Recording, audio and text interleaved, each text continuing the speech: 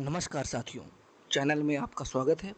आज के वीडियो में हम अलाउद्दीन खिलजी का जो शासनकाल है उसके प्रशासन, न्याय प्रणाली और राजस्व प्रणाली, जिसके अंतर्गत हम उसके समय के जो कर थे उनके बारे में पढ़ेंगे।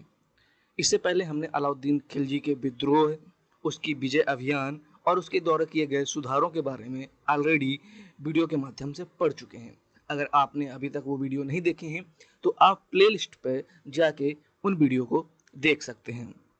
चलिए शुरू करते हैं आज का वीडियो। देखिए, सबसे पहले हम बात करेंगे प्रशासन की। देखिए, प्रशासन में क्या था कि प्रशासन, अगर आपने दिल्ली सल्तनत के जो अगर आपने गुलाम वंश के बारे में पढ़ा है तो आप बहुत आसानी से जो है इस प्रशासन के बारे में समझ जाएंगे, क्योंकि बिल्कुल ही सेम टू सेम जो होता है प्रशासन करने का तरीका वो वैसे ही होता है, थोड़ा बहुत ही जस्ट चेंजेस होते हैं।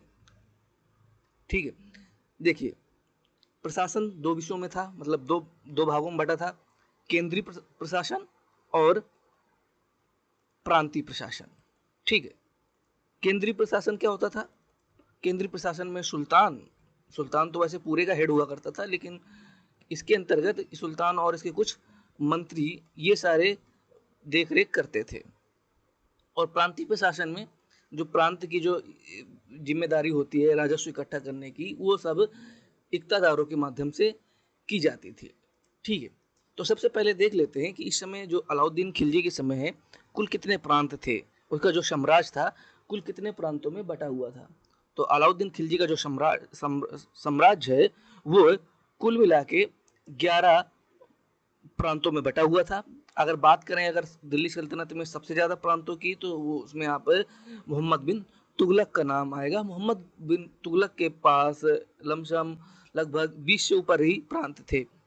ठीक है, इसके जो प्रांत थे, गुजरात था, मुल्तान था, दीपालपुर, शमाना, उज्जैन, झायन, चित्तौड़, चंदेरी, बदायूं, अवध और कड़ा। ये तो ये इसके प्रांत थे। इसके अलावा एक खालसा भूमि जो हुआ करती थी, खालसा भूमि होती थी जो प्रांत के अंतर्गत नहीं आती थी, ये डायरेक्ट मतलब कि केंद्र सरकार के अंतर्गत आती थी, और इसका जो राजस्व वो केंद्रीय सरकार के माध्यम से इकट्ठा किया जाता था। और इसके समय में इसका जो कर मिलता था इस भूमि से, वो सेना का जो सैनिकों हैं उनको वेतन देने में प्रयोग किया जाता था।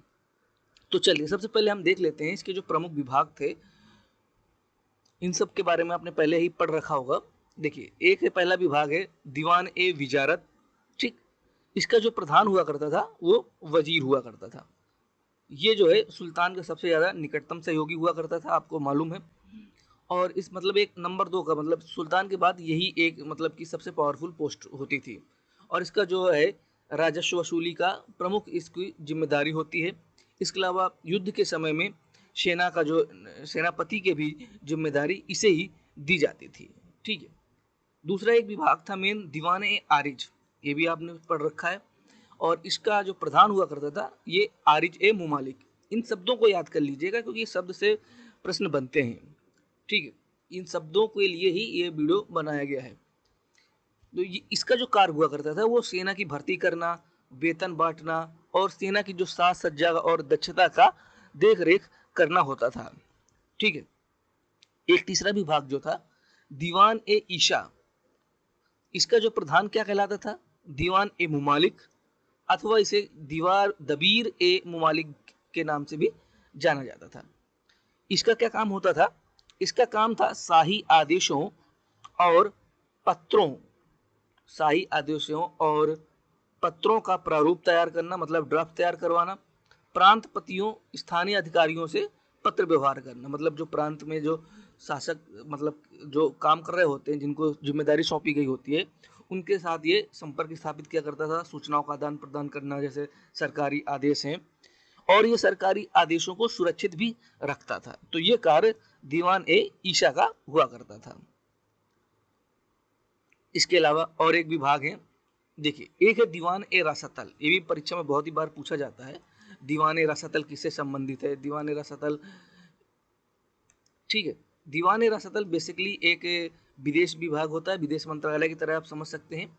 और इस विभाग का कार्य जो होता था पड़ोसी दरबारों को भेजे जाने वाले पत्रों का प्रारूप तैयार करना, वह विदेशी राजदूतों से संपर्क स्थापित करना, ये रसातल विभाग का कार्य होता था। एक जो है ये सभी आपने जो अब तक विभाग देख लिए ये 4, ये इन सभी का गठन आप देख चुके होंगे, पहले भी हो चुका था। मतलब आपने गुलाम वंश में भी देखा होगा कि सारे विभाग पहले से मौजूद थे, इसमें कोई नया विभाग नहीं था। ये जो अब नए विभाग देखेंगे, इसका गठन जो है अलाउद्दीन खिलजी द्वारा किया जाता है। कि आपने सुधार वाले जो वीडियो उसमें भी देखा होगा, दीवाने रियासत प्रश्न पूछ लेता, दीवाने रियासत का गठन किसने किया? अलाउद्दीन खिलजी। ठीक है, इसका कार्य क्या होता था? यह विभाग जो है बाजार के व्यापारियों पर नियंत्रण रखता था। ठीक है, ये हो गया इसके जो प्रमुख विभाग थे जिनसे मतलब कि केंद्रीय सरकार का जो चलती थी। ठीक है, अब प्रांतीय प्रशासन के बारे में बात कर लेते हैं।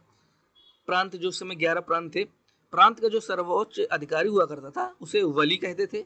यह मुक्ता यानी प्रांतपति होता था। ठीक है, वली के नाम से भी जानते थे, मुक्ता के नाम से भी जानते थे।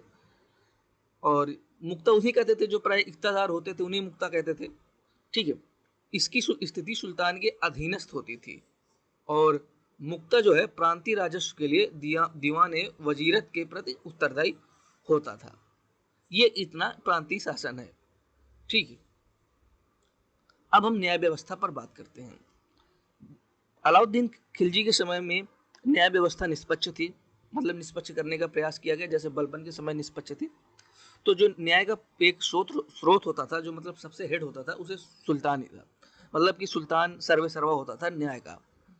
उसके नीचे जो एक है पोस्ट होती थी, उसे सद्र ए जहां काजी उल कुजात के मतलब कि ये पोस्ट थी।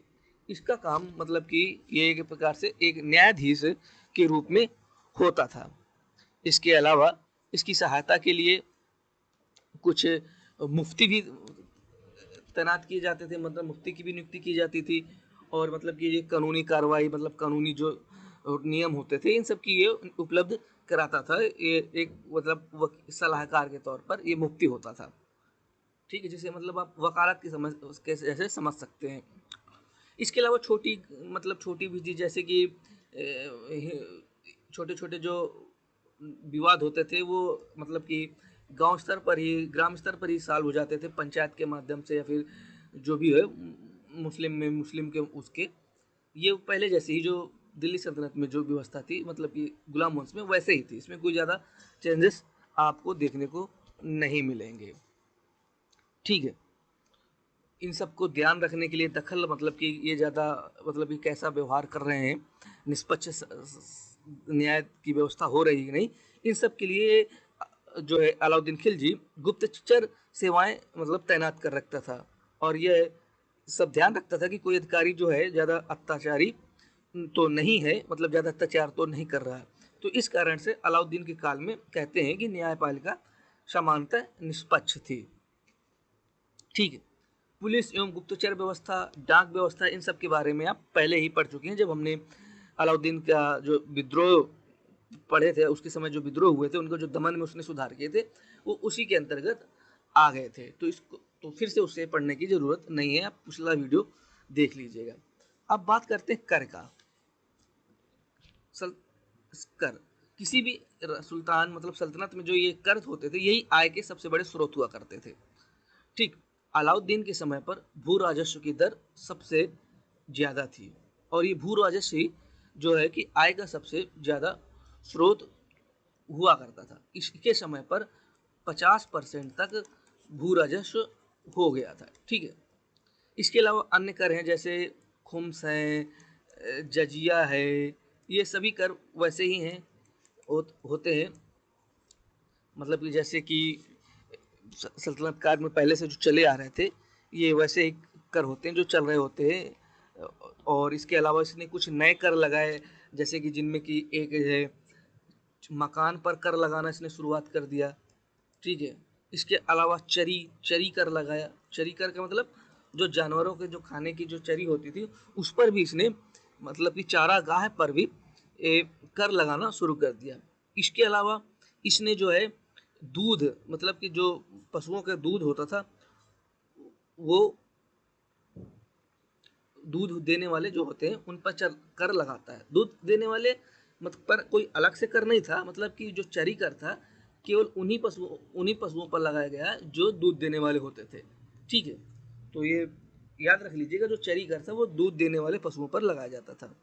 इसके अलावा जो व्यापारियों पर जो कर लगते थे, तो मुसलमान व्यापारियों पर इसने 5% कर लगाया, और जबकि हिंदू व्यापारियों पर इसने 10% कर लगाया। ठीक है, इसमें इसके जो कर के में जो चेंजेस होते हैं, एक जो कर आपने देखा होगा खुम्स। खुम्स आपको पता ही है, मतलब कि जो खुम्स क्या होता था, युद्ध में प्राप्त होने, युद्ध में जो लड़ने के बाद, जो लूटपाट करने के बाद जो माल मिलता था, उसको खुम्स कहते थे। और ये जो है कुछ भाग सेना में बढ़ जाता था, और कुछ जो है राजकोष में जाता था। पहले क्या होता था, मतलब कि अलाउद्दीन खिलजी के पहले 4/5 भाग सेना में बांट दिया जाता था, मतलब कि 80% भाग सेना में भाग बांटा जाता था, और 20% भाग जो है सुल्तान मतलब कि राजकोष में रखा जाता था। लेकिन अलाउद्दीन खिलजी के समय में ये बिल्कुल उल्टा कर दिया गया।